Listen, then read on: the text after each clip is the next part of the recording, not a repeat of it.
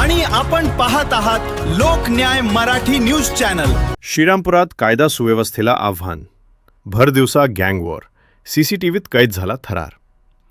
श्रीरामपूर शहरात भरदिवसा घडलेल्या धक्कादायक गँग वॉरमुळे संपूर्ण शहर हादरलं आहे। शहरातील पूर्णवाद नगर परिसरात जुन्या वादातून 19 वर्षीय शुभम यादव याच्यावर धारदार शस्त्रांनी प्राणघातक हल्ला करण्यात आला।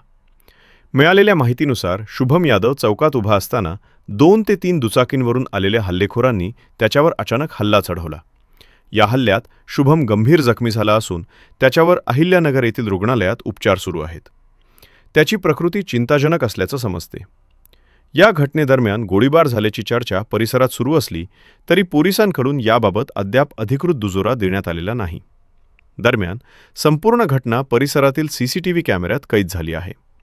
घटनेची माहिती मिळताच पोलीस अधीक्षक सुदर्शन मुम्मका यांनी घटनास्थळी भेट देऊन तपासाला गती देण्याचे आदेश दिले। अपर पोलीस अधीक्षक सोमनाथ वाकचौरे, उपविभागीय पोलीस अधिकारी जयदत्त भवर, उपविभागीय पोलीस अधिकारी अमोल भारती, पोलीस निरीक्षक विशाल खैरे आणि पोलीस निरीक्षक अरुण धनवडे यांनी घटनास्थळी पाहणी करून सीसीटीव्ही फुटेज व अन्य पुरावे तपासण्यास सुरुवात केली।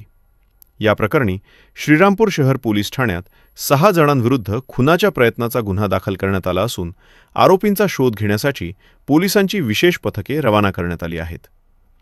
भर लोकवस्तीत भरदिवसा घडलेल्या या हिंसक घटनेमुळे श्रीरामपूर शहरात भीती आणि तणावाचे वातावरण निर्माण झाले आहे। पोलिसांकडून पुढील तपास सुरू आहे। राजेंद्र सूर्यवंशी, लोकन्याय मराठी न्यूज।